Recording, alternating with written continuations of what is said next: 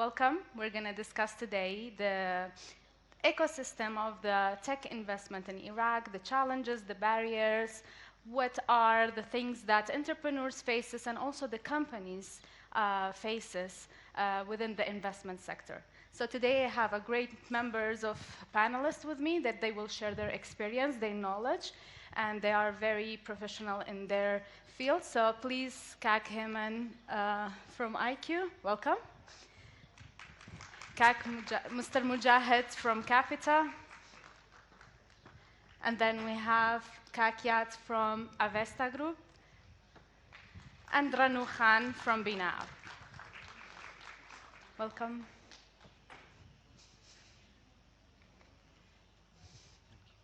Thank you. So let's dive in right away. Just for your info, the panel will be in English. If you need translation, you can find the mics there at the booth there. So please feel free to go and grab a mic if you want the translation. Okay, so let's dive in and let me ask my questions. So first of all, let's discuss what is the current state of investment in Iraq. So Yat and Him, I want your inputs on this. Tell me what are the major trends, the opportunities that are in the investment sectors in Iraq, and also like how they compare with other countries in the region. Him. Thank you. Just before I start, I'd like to thank the organizers of this event and all the young people that have taken part in it. This is a great initiative, and I hope it continues. I was very much interested in the subject because I think there is a transition in Middle East in terms of investment that has been carried out in, let's say, in Dubai or Qatar and Saudi. I think the next location where that innovation and that transformation is taking place is within our region. There are some challenges because I think at the moment the biggest focus is on infrastructure. We don't have the right infrastructure in place to cultivate that innovation just yet. I think in the technology sector is even more challenging because we have to compare ourselves internationally in terms of what is going on the global scale. And I think the recent trends in technology has taken a bit of a twist in the recent year, at the very least, with the introduction of AI and the use of that in all of our technologies. Thank you, exactly. Mr. Yad, if you want to add to what Heyman said. Starting from where Mr. Heyman ended, Iraqi market regarding the information technology is an emerging market. So every emerging market, there is a challenge and there is opportunities. Challenge is too much because we are new to the technologies. Most of the places, they have very basics of the technologies. They still use manual process, the ordinary process, but on the other hand, it's a good chance, it's a good market for tech people to start working in this environment because they can hold their step in the market quickly because the market is right now, there is a space for all the startups, for all the people that they want to work in the tech. So yeah, it's a kind of challenging, but on the other hand, it's a good opportunity. Thank you, Mr. Yad. Mr. Heyman, since you have mentioned that there are some challenges as if in the infrastructure, can you elaborate more on that? What are the challenges that deter the tech investors from entering the Iraqi markets, and also how can these barriers be addressed or mitigated? Sure. So obviously, I think one of the most important foundations is obviously access to internet is what kind of really drives us. I think we're very lucky in Sulaimania that we have good internet connectivity that is not necessarily the same for other regions within Iraq. So I think that's now internet is a utility.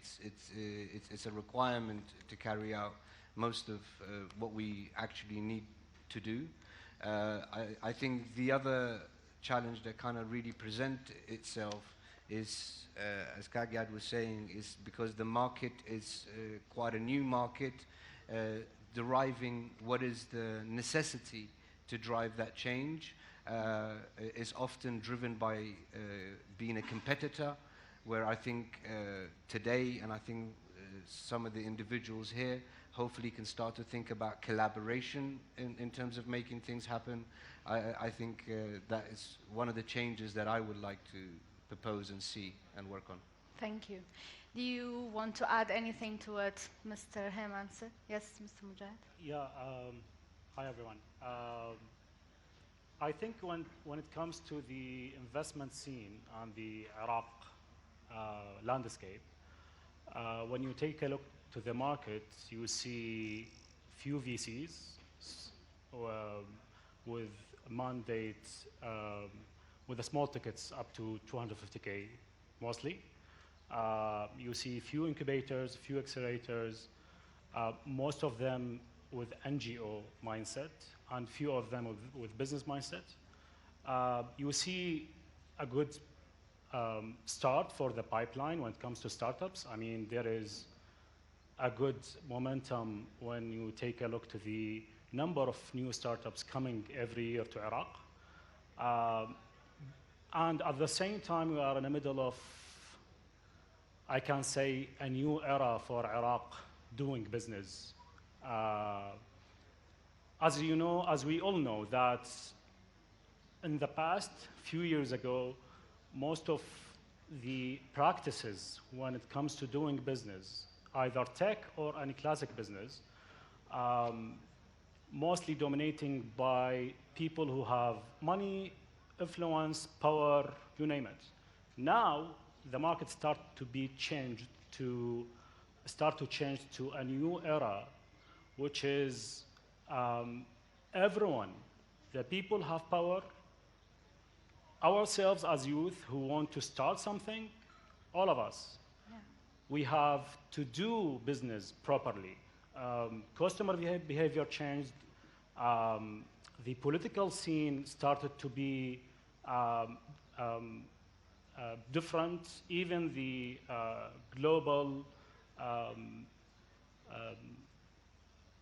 political scene, global influence on Iraq started to be more impactful. Now we see, for example, the issue of US dollar with the central bank, and there is so many issues now we have it in the market, but at the same time, these challenges pushed the market to be more organized. Now, when you take an example, any Haji or any classical businessman, or even any corporates, if they want to penetrate the markets, they have to do it in the right way. They have to do marketing properly, sales, business development, product development, and so on.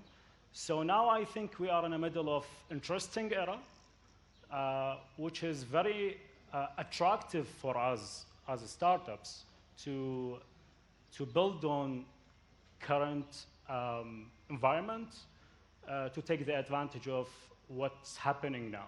But again, we still face big issues when it comes to investment, because we still have a very few options when we take a look as a startups, which one can invest in our business? Less than 10. So maybe 5, maybe 3, depends on your model. So why do you think, like, what is the challenge? What is the main challenge for this? Why, like, entrepreneurs who are seeking investment, they are not being able to find investment? What are the things that are, you know, or can improve this for the startups? To be honest, definitely it used to be a government duty, but we definitely know that we are not expecting from the government like impactful initiatives.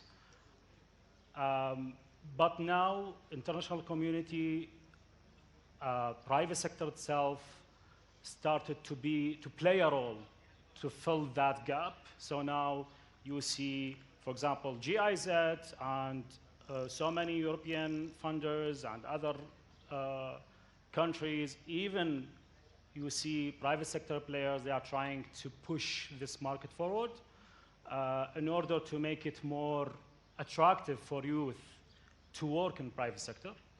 But still, again, when you take a look to the best practices in the region, when you take a look to Jordan, Lebanon, Egypt, and even Morocco and so many other countries, you see at least there is, for example, fund of fund.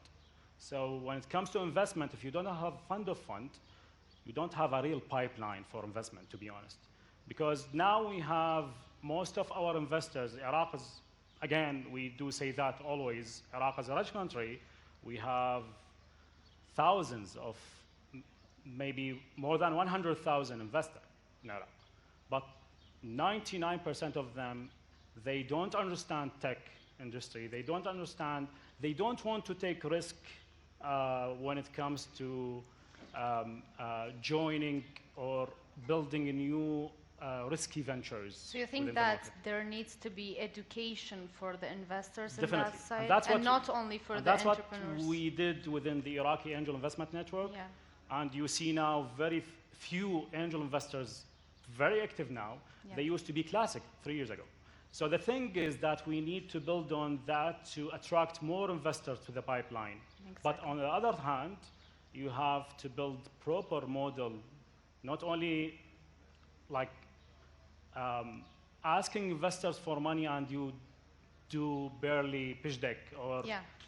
I mean, you need to do what it takes to attract investors. Exactly. Thank you, Mr. Moujahid. ڕەنوو, from a point of view of an entrepreneur that started a tech idea, what do you think are the challenges that face the entrepreneurs into, like, when seeking investment and like for their startups? I think Iraq's market is very new to this new phase of investment. As a startup, we have faced some challenge when we are seeking for investment. And we all know that we have limited access to funding in our country because entrepreneurs, especially tech entrepreneurs, is very new in our country. And we still don't have an appropriate regulatory system for them, which is a big issue for us because tech business is unlike any other business. It takes time to grow, and at the same time it requires a lot of investment because the profit depends on how much they expand. Not a very small market. For that reason, they require a lot of investment. And for startup, they always need to be investment ready. This can be done through the firms like TechWin and 51 Labs have provided accelerator programs and incubator program, investment readiness program, so they can be ready for investment. They can understand the basic points, so they can feel like in this state they are ready for investment, and they can, when they pitch to an investor, investors can see them as a potential business, so they can invest in them. And I think at the same time, from the investor side, there are lack of some points from the investor side, as Mr. Moujahid mentioned. There are few firms that they can invest in startups, and these are very few firms that, when you compare to the potential tech startup we are now having in Iraq, is very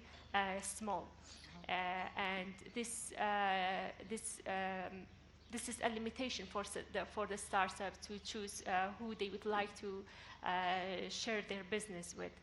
And I think lack of awareness of how a tech startup works and see the potential of the tech startups by these investors is another issue for the startups. These are the main points that we have faced. But every new thing that comes up in the beginning is Exactly. challenging and people are scared to touch on it. But we have Mr. Yad, who has a company, it's a tech company. Mr. Yad, what are does these current regulatory frameworks in Iraq facilitate the impact of the tech investments? What regulatory reforms or policies will encourage greater investment in the tech business or sectors? Yeah, I think right now the main point for why we don't have investor in the business, there is two parts. One of them is there is no demand. The demand is less. That's because of 2 points. One of them is we don't have large organization or let's say well-organized establishment. Because of that, they do with regular things and manual things, so they don't want tech, so there is no demand. Another thing is the investors, they don't have knowledge about the tech field. For example, there is many investors that they are going to invest in buying land, buying apartment, working with the construction. They invest their money in that side because they know what's land, what's the apartment, how they can sell it, how can they buy it. But for the tech, it's new for them, so it's hard to find that kind of things. So what we can do to encourage investors and make the business going better, first we need to have awareness. There should be some campaigns or several campaigns to tell the people how the tech is work, how they can work in the tech fields.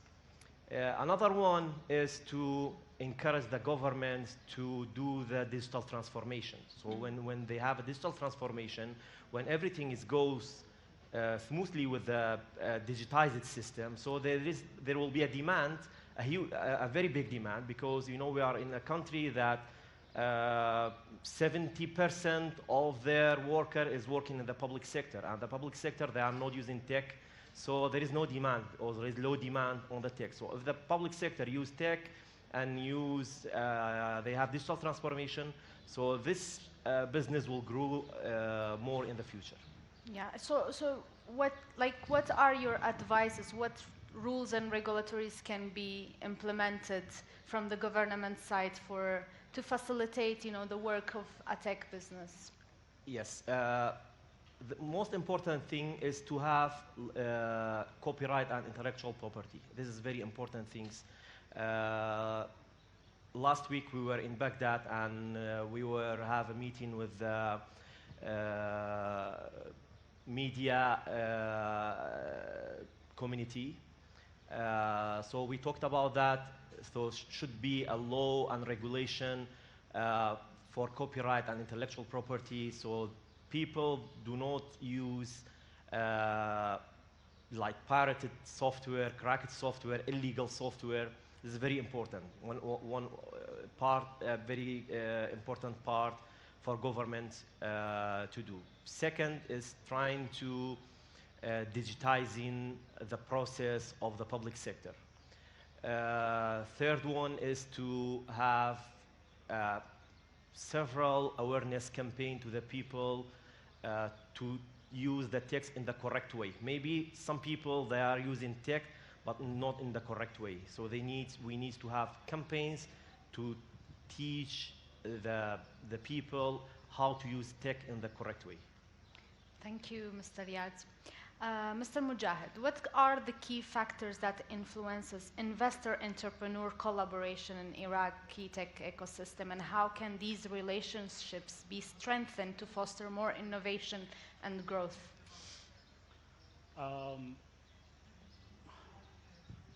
To be honest, when it comes to the relationships between the investors and entrepreneurs, even before the investment, as I mentioned, that we have a few investors, but I think the main metrics to make your business or our business, my startup, your startup, more attractive, to make it more interesting, definitely to penetrate better with the market, definitely to have a proper track record. What we witnessed with the Iraq Angel Investment Network, that most of the startups, they are looking for investors even within the idea phase, or maybe if they just launched for a few months. What I feel that it's a must for us. I did this 13 years ago when I started my first tech initiative, a website. At that time was nothing, was no applications, Android or iOS. When you bootstrap your business, when you get the profit from your business, when you rely on yourself at the beginning, at that time you will have upper hand when you discuss opportunities with your investor. So I think now the market has started to be more practical, even globally. 4 years ago, after COVID and after the recession, now, for example, e-commerce model started to be out of the game when it comes to VC mandate. Now, profitability wins the game when it comes. In the past, we used to always push people to sell their business through scalability, through market share. Then they will think about the profitability. But now it's a different game. It's not only in Iraq. It's something almost everywhere. Which means that what we do as Iraqis, you as someone, entrepreneur in Kurdistan, in Suleymaniya, in Erbil, in Baghdad, in Basra, what we used to do, that we fundraise from our money or from our friends, our family, or we start to do services, then we build on it a startup. For example, when it comes to tech, most of the startups, as you know, they started as a tech solutions company. They provide solutions to get revenue, and then they start a side project as a SaaS business or a startup to build it, to bootstrap this. So again, definitely, the main metric, if you are going to talk to the investor, are you dying after a few months if he will not invest or no? Are you sustainable or no? So at the same time, I think most of the people, definitely every Iraqi have crazy idea. Okay, I know what to do. I want to do this and that, and they start to attract people to invest in their project. But again, the main point, they have to think twice before any discussion with any investor. Even that's happened with me. So many investors, when you reach out to them and you're still weak, it's totally different when you have a valid model and you have attractive numbers. I think this is the main point that you can rely on to build your success story properly. I see, thank you. The other panels, if you want to add anything to what Mr. Moujahid said, feel free to add whenever you want. So I don't be just question and answer. I want it to be more interactive. Okay. Thank you.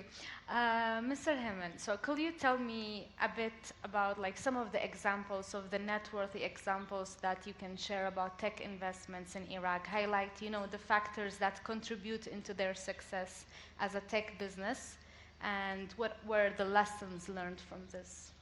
Yeah, sure. I think some of the points were highlighted very well by my panelists there. So I probably will highlight some of those again so we can turn it into interactive. You can share with us examples of real like businesses, that will be really great, I think, for the audience to, you know, have. Indeed. Yeah. I think when I was preparing for this, I was just looking at the two key words that kind of highlights the buzzwords here, which is investment and then hence then some of the barriers to investment. Yeah. If we look at investment as a word itself, it starts with the individual and the idea and their concept that they have. I would ask anyone, the first person that needs to invest into your idea and your concept is your own personal initiative and how much you've driven this idea and overcome challenges and barriers in that particular journey. I think one of the things that we see quite a lot of is ideas and concepts being flown around. But then, as my colleague said, it's important to have the backing, whether that's the data that is required, whether you have built a real brief, a slide deck, you build a business model around the actual idea. It requires depth, especially if you go to an investor. Sometimes you might have a very short time to impress them. You may have overcome that in that first meeting, but in order for them to invest, they would want a real in-depth business plan, financial model. You know, have you prototyped your idea? You know, is it actually a working concept? I think that's, for me, a very key way of developing a product, is to take it through its life cycle. Before you ask anyone else to invest into it, you have to ask yourself, how much have I invested into it? You know, is it something that I just keep throwing around? The other is obviously, please don't be discouraged by the first investor or the first person that you may share this idea or concept with. Like my colleague said, they may be investing in a different type of business. A tech is a different matter altogether. So I think that they're two important factors to kind of really overcome here. We talked about, I think, connectivity. The other is a lot of our tech actually relies on being able to host it in a data center that is adequate and it meets the Iraqi laws. Actually, Iraq is, I think, probably the only country where we don't have a tier 4 data center. So it's impossible for us to actually meet the very laws that governs us, which is that the data should not be hosted outside. We actually have government services as part of our digital revolution into e-government, but when you audit those systems, you find that they actually don't meet some of the regulatory laws around that particular thing. So I think for me, yes, it is difficult to get investment in tech, but there is always that concept which is called the elevator pitch, you know, where you only have 10 to 15 seconds with potentially somebody that could invest into your idea, and at the end of that journey, you want them to give you their business card and say, you know, I want to hear more. But if it's just an idea that you're throwing around and you haven't gone and done your homework, should one say, around all the other different components, you want to strike while the iron's hot and be able to have your proposals at hand to be able to take those through. In terms of governing bodies looking into investment, I think my colleague highlighted intellectual property in this country is a major issue. Everybody thinks, oh my God, it's happened to maybe some of the people sitting in the audience now. There are stories to hear where you may go in front of an investor and they go, wow, show me everything. And there you are, all of your glorious work over the 6 month or year or two, stolen. And you find that the concept is simply picked up by someone else. I think my other colleague mentioned about the digital transformation that is happening through e-commerce. I think some people get discouraged because they are not first in the market. They go, oh, I shouldn't start this. IQ's already doing it, or this particular. That allows somebody else to be the first person that makes the mistakes, the first person that adopts the business. You can certainly learn from them. Maybe do things differently, find your own unique selling point, learn from the industry. I think that is really, really an important step to take. Totally agree. Thank you. Mr. Yad, do you want to add any examples, if you have, to share with us about successful tech investments happening? Yes, there is many successful investment right now, especially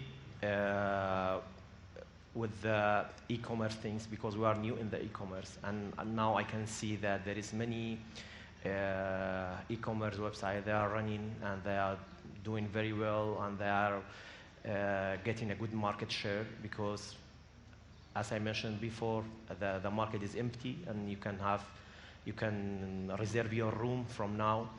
So I don't want to mention names, but we can see that there is many e-commerce businesses that rely on 100% on tech, and right now they are very successful business, and they are running in Kurdistan and Iraq, and it's the time for that kind of the investments. Thank you. Okay, so let's go a bit into more specific questions. Mr. Moujahid, so as the founder of Capital Business Hub and also the Iraqi Angel Investors Network Manager, what are the key factors that the angel investors consider when evaluating tech investment opportunities in Iraq? And how does Capital facilitate this matchmaking between the entrepreneur, let's say the startup, and the investor to foster, a better investment? Yeah. What we do actually through the network, it's open for everyone. Anyone can apply to, can ask for investment from the network. He can go to the website iraqangels.net and he can apply. But for us, one of the major things that we don't invest in ideas only. So unless you have sales, you started your business, we don't see a value to take this to the next level, because we know our investors will not invest in any idea. Will not consider. So far. Unless there is definitely some exceptions when it comes to someone, he already started a business, he have experience, he exited from one of the successful businesses in the past. Definitely someone with track record, he can attract investors in the beginning. So yeah, this is the first one. You have to build, to present your model with numbers, not only by, let's say, presenting business model canvas or anything else. So this is one. Second, when they apply, we start with them to work closely for a long period, maybe 4 weeks, maybe 2 months. So what we do, we go deeply with them to do initial due diligence, analysis for their business. We advise them how to improve their model. Sometimes we ask them to apply again after a quarter, for example, because we know what it takes to be more presentable to investors. So once we finish this analysis, we present investment memo to our investors, all of that even before the pitch day. So once they meet the investors through the pitch day, each investor have the investment memo, the analysis from Capita, from the network itself, What's the major challenges? What's the major opportunities with this model? So based on that, they can evaluate or they can express their interest to take it to the next level when it comes to investment discussions, evaluation, and so many aspects within the discussion.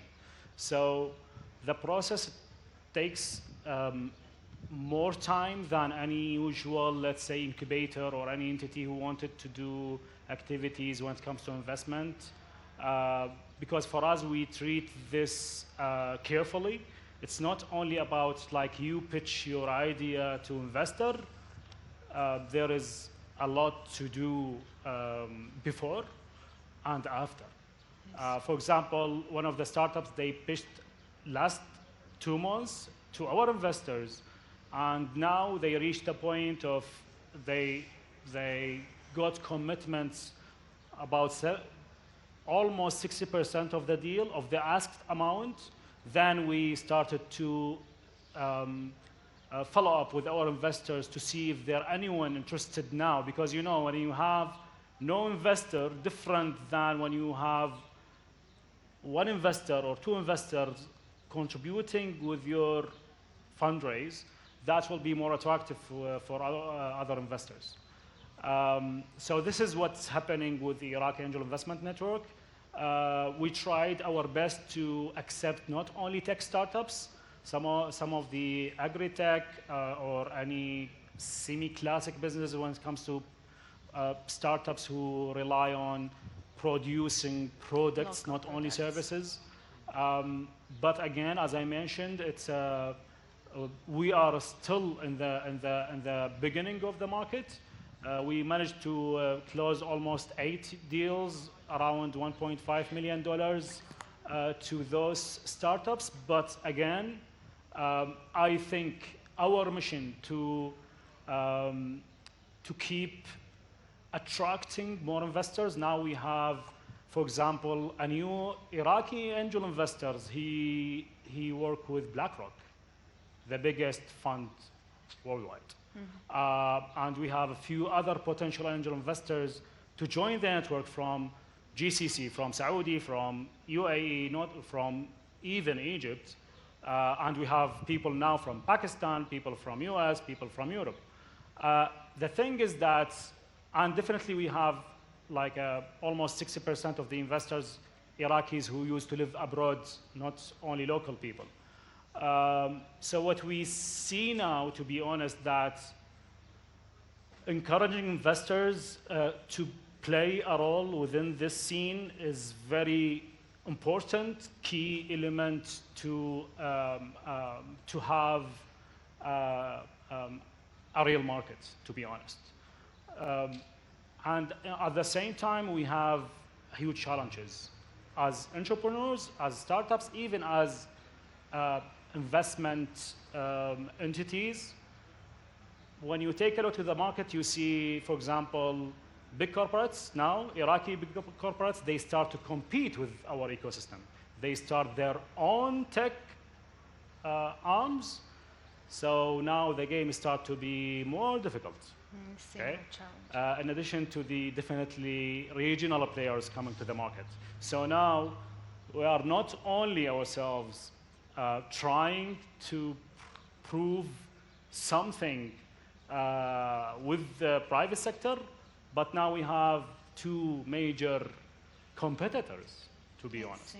So I think it's now is the time to the international community, the ecosystem players, not only capital, everyone should contribute to this market properly when it comes to attract or convince new people, new bloods when it comes to investment, and to produce more investment-ready startups.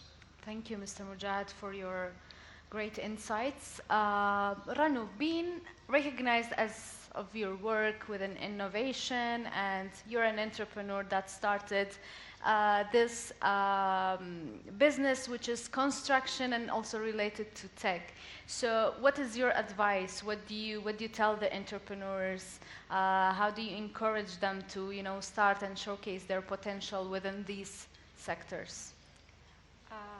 From our experience, I think it's very important. When you have an idea, you have to study the market, do market research, because sometimes it's a very great idea and it works in every country in the world, but you have to localize it so it can be adaptable to your market. It can be easily accessible and being used by, for example, Iraqi market. I think it is one of the major points, and always having access and trying to participate in the event and expanding your network so you can get benefit from the others' experience. For example, we are now here all gathering, we are discussing a subject, we all learn from each other, we all learn, share our experience, and we can adapt it to our business to boost our business. I think this is one of the major points that you can use for your business. Thank you, ڕەنوو. Mr. Yad, as the CEO of Avesta company, which partners with international industry leaders, and your work is very well known, what role do strategic partnership plays? Because now, for example, ڕەنوو mentioned also partnership, getting to know people and try to find, you know, these connections. Within your company, which is also in another stage, what role this strategic partnership plays in the growth and the success of your company? And also, like, how do you establish these partnerships? Like, how do you decide which partnership to establish and based on what? Yes, we started our partnership first with Microsoft in 2010 because we thought that we need to be linked to the world. We don't need to stay in the closed area like Kurdistan and Iraq. We need to have a connection with the world, and we need to get benefit from what they reach, and we need to have to use their technologies, to use their tools. So we started with that. We were success, and right now we are the main partner of Microsoft in Iraq. Also, we are established. It was a good experience, so we started doing other partnership with many other tech leaders in the world. Recently, we make a partnership with Autodesk, which is a software company for the engineering software. Like, I think we all know Autodesk, which they have AutoCAD, 3D Max, many other services and engineering products. So we got this partnership, and we are the main authorized provider for Autodesk and many other cybersecurity companies like Acronis, Kaspersky, because we need these tools and these technologies to be available here, and we need to open Kurdistan and Iraq to the world, and there should be connection. Few weeks ago, we invited Acronis channel manager to high-tech event in Erbil, and also we invited before that Kaspersky channel manager here also to Kurdistan. We invited Microsoft channel manager before, so we need to like have a connection to the world, and these people come and see that there is a part in the world named Kurdistan and Iraq, so people living here, and it's a good market for them, so they need to come here and invest there. And also we have lately some connection with the Iraqi government, so Microsoft will invest more here in the country, and they will have more sponsoring some event with the educations. We did before several like competition between the universities. So Microsoft will invest in that kind of things. Also the other vendors, they are investing in these kind of social responsibility activities here in Iraq. So that's why it's important for us to get partnership with these international tech leaders. Also because we are establishing tech businesses now as ڕەنوو and many others, so we need this advanced technology to support us to advance these businesses. Thank you, Mr. Yad, and I believe you're doing a great job on this. Thank you. Mr. Heyman, so as head of development of IQ Group, what criteria do you consider when evaluating like potential investment opportunities in the tech sector in Iraq, and like what are the key qualities and attributes that you look specifically in? Sure. I think me and our colleague, we were talking just before the panel started. One of the key things for me is I need to look at the data that supports that concept or that system being developed. You know, research and development, often people are very hungry to get on with the second part because that's where the exciting stuff happens. But it's actually the research that governs the direction that you take. I think the other is being agile enough that you may start with an idea or concept, but you may not eventually end up with the product that you had in mind. You have to be governed by the market, what your customers or your research groups take in terms of direction. I think those things are extremely important for me. And I think we're all come here to talk about investment. I look at you know, there's also seed investment or seed funding.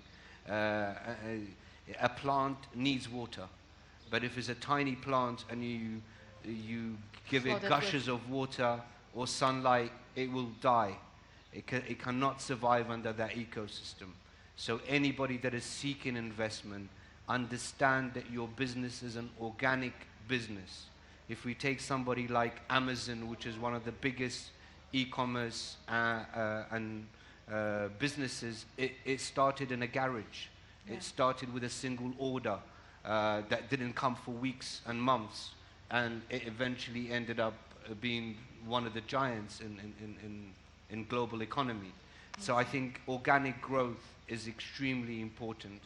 Your initial investment does not have to be what you anticipate the business will achieve in 5 years' time. Go with what you need for your startup, what you need to get going. And I think be prepared to change what you started with, because your market determines the direction of your growth.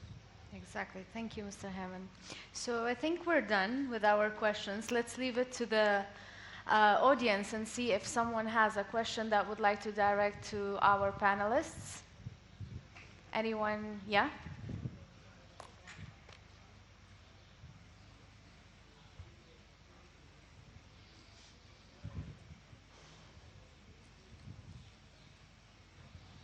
Assalamu alaikum. I am Dar Sadi, Computer Offensive Security and owner of Kurpinchester Academy.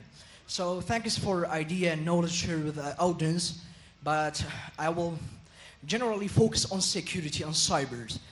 We are only focused on building an investment, building an industry, but we don't focus on security of the industry.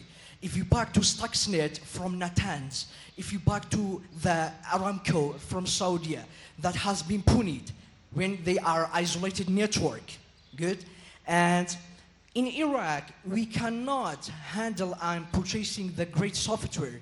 Still, as Mr. Yab mentioned, we are using the crackable software. We don't have a Nessus, we don't have a Gobi, we don't have a powerful softwares for scanning and enumeration the network is. And about the cybersecurity that IQ company that mentioned, the cybersecurity in Kurdistan and Iraq all work with virtualization. But in real cyber warfare and real cyber attack, it only works on real time, real scenario, work with 0 days, work with the hacking the supply chain. and find a hardening code and misconfiguration from this product. So I think before we are trying to be build test devices, build the industry, we have to focus on how to secure it. And we always encourage some focus on being a digital transformation, but that's a not good idea in this moment because we don't have enough security awareness. We don't have good offensive team, good defensive team, good tools, good crackers, good reverse to handle this attack. As we see, most companies in Iraq before face a great cyber attack, such as AsiaCell and FastPay, NAS Wallet, and they don't handle it. At least the Iraqi government faced the Pegasus, Pegasus spyware that developed by NSO from Israel. So what's the reaction of cyber in Iraq? Good? And I think the first point we have to handle it, or hire the great offensive security, hire the open source intelligence, hire the reverse engineer can analyze the firmware. As we see, we only putting some codes and get from GitHub and use the frameworks to manage our process. But the real programmers, the real developers, focus on the scratching language. For example, to hardware, the engineer focus on low-level programming language, such as assembly, for high level, such as C and C++. And the main companies, the big companies, leave Python, leave AI. At least the Kaspersky that Mr. Riyad mentioned it, Kaspersky, the Kaspersky software always crackable, but Kaspersky have a great team. For example, incident response and computer emergency response team. As we see, at least Iran government, Jordan government, and Saudi government hire Kaspersky manually to analyze the systems. That's my idea and my question. Thank you. Thank you so much for your input. I believe it wasn't a question. He wanted to express the fact that cybersecurity is also an important sector to be taken care of. And it's an opportunity for entrepreneurs and startups as you and the others that are interested and also have knowledge in this field to work on. And I believe you will have a lot to do in the next few years because we're going through tech.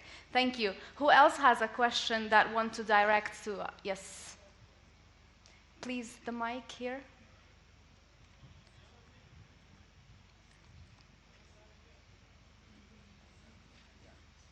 Hello. I would like to ask Mr. Moujahid. I know that the venture capital business is usually new. It's generally new in Iraq. But if you want to convince an investor to actually invest in venture capital, I think we need to provide them with some data that prove that they will actually exit profitably. Do we have any history, any success stories of venture capitals that actually achieved a profitable exit strategy? Thank you. Yeah, this a good question, definitely. But the thing is, it's been almost, I think, 10 years, more than 10 years, we are building this ecosystem. Definitely, we have now almost 3 or 4 VCs, small VCs in Iraq. They just started. I mean, few of them, they started 2 years ago, or they just started this year. So the answer is no. We don't have a track record for this. But the good thing about that, when you build a case to encourage LPs, limited partners, to invest in the VC, there is the hardest, let's say, journey is to succeed with the first fund, definitely. And we don't have the first fund. So the other workarounds to convince those LPs is to build small success stories, track record with a few businesses, part of angel investing, syndicate fund, whatever. Then you say, okay, we have a success rate when it comes to our investment. For example, as Capital or any entity, we are invested in 3 businesses, and now those 3 businesses, let's say we exited from one of them, and that's what we have. Definitely that will be attractive in addition to the fund management team. For example, with Capita, we founded the Iraq Angel Investment Network, myself and Ali Sahel. He have CFA, London Business School. He used to work with the Middle Eastern VCs. I mean, when you have the strong GP, general partners for the funds, this is one. Second, you have at least a small track record, not necessarily a previous work, a previous venture capital, because we just start to build the market now. I mean, definitely when you take a look to the Iraq history, you see people invest in stock market even before 2003, but this scene itself is new, even to US, almost like 30 years with Silicon Valley. I mean, definitely the answer is no, but there is other ways to convince investors to get in the VC. But what we do believe, as I mentioned before, the fund of fund, when you have as an Iraqi VC, we call it anchor investor, or the first investor who joined the fund, coming from World Bank or coming from the government fund, part of the fund of fund, that will attract more LPs, more investors to contribute, because they will not put their money by themselves only, so they will share the risk with other co-investors. So this is the case. I'm not sure if I answered your question. Thank you, Mr. Moujahid. We can take a couple of other questions if the audience has a question. Yes.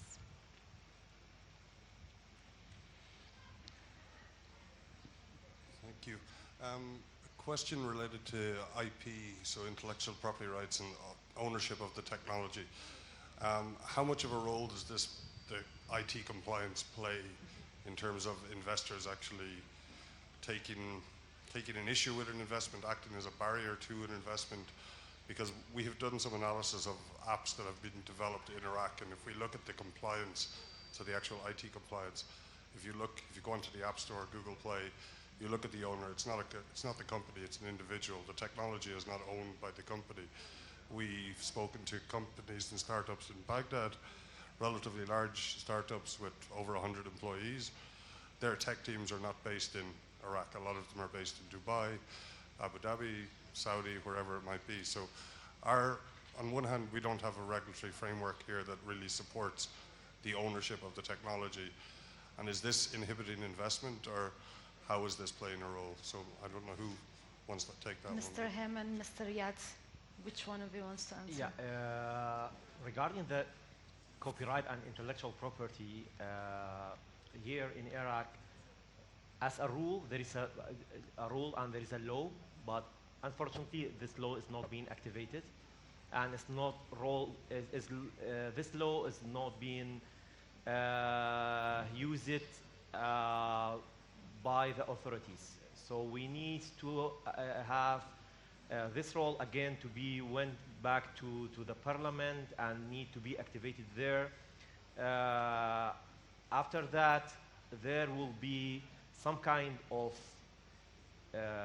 law enforcement to prohibit using illegal software and like using software or something that belongs to another company. But right now, unfortunately, there is nothing like this. You want to add something, Kemen, or we're good? I actually have an anecdote for the gentleman that spoke, which, I mean, if you become a politician, I certainly would vote for you. You spoke very passionately about security and cyber security. I think just picking up on the point that Kagyat said, really in terms of if we're now looking at softwares where there is open source or cracked software, I think we all grew up with it, you know? It is a tool to learn, but it's totally unacceptable for an institute or an organization or at least a digital product to be using something that is not licensed correctly. I think if we go a little bit more into the compliance side of the things that have been developed in this region, of course we have outsourced to third-party developers, maybe that are slightly technologically ahead of us, but one of the things, for example, we do at IQ is always make sure that there is a significant number of local talent that understand how to derive and drive that particular business going forward. Of course, that's costly for our business, where we could simply hire outside, but this is an investment that you would have to make, especially if you're a tech company. Please do not rely on somebody that is outside your geographic location. You know, there are legalities in terms of data protection.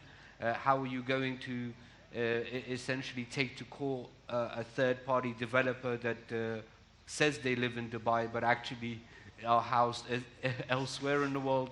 So I think it's really important in the development that you follow almost the checklist.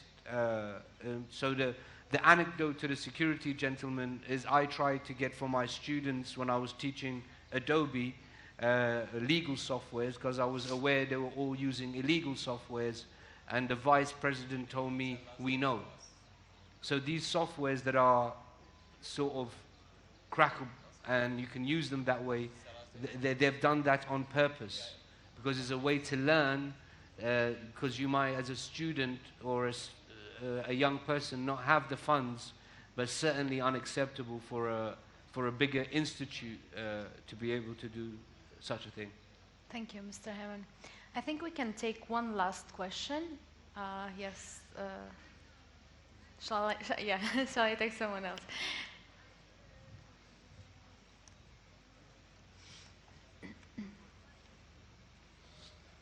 I would like to know, you talked about the confidence or the low confidence of investors in investing into Iraqi startups, or especially into tech startups, because the knowledge of the sector is not existent. The knowledge about investing into the construction sector is existent, so there's a lot of investment into the sector. What could be done to increase the confidence of investors, of Iraqi investors, but also investors of the region to invest into especially tech startups? Who do you want you to answer? Anyone. Feel free. Kakiad or Mr. Mujahid. Yeah. I think it's matter of time to see a new momentum when it comes to private sector investors and regional investors to join the market. Now, we know as insiders informations about few tech startups will get acquired by regional players. Definitely new Iraqi corporates, they are starting their own tech businesses. I think the main point that we need to work on, number one, we need to advocate with our colleagues, our private sector colleagues. For example, my colleague from IQ, we talked about that briefly, but definitely I will mention this now, not only with IQ, not only with Airthink, with AGSL, with Corec, Zain, you name it. We need to advocate for getting them on board to invest in startups, not only to establish their own entities. This could be a game changer. I've been meeting those entities for almost a year. It's part of my mission, to be honest, to push them to invest, or at least to try this approach. I think it's important to have them on board to support the ecosystem, not only through CSR and like sponsoring events, activities, or supporting youth in that matter, but to co-invest or to invest small amount of money in few businesses to see what this could goes. That could be, on the long run, definitely strategically helpful for them, and definitely will empower more entrepreneurs. As we know for now, almost no one of them invested in Iraqi startups. Either they brought, attracted regional players to come to Iraq, or they established their own ones. So this is one of the things that we want to work on to encourage our investors to play a better role in the ecosystem. Second, regional players, they want to see real success stories. And again, it's part of the political, economical scene, relationships between the neighbors, the region with Iraq. I do see an opportunity for our startups to have more regional investors within the coming years, but definitely we need to build or to facilitate efforts to bring those efforts together in one place. Thank you, Mr. Moujahid. Thank you, everyone, for taking the time and listening to this panel discussion. Thank you to the panelists. You have shared really great insight. Thank you for each one of you. I also enjoyed being in this panel. So I think we're done.